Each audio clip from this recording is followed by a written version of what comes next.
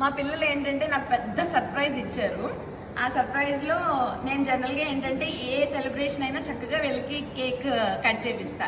So గురువుని follow అవుతూ వాళ్ళు ఒక సర్ప్రైజ్ నాకు ఇచ్చారు, కళ్ళు ఇలా మూసి. అది నా బర్త్డే కేక్ అని చెప్పి తీసుకొచ్చి ఇచ్చారు. సో చిల్డ్రన్స్ డేకి.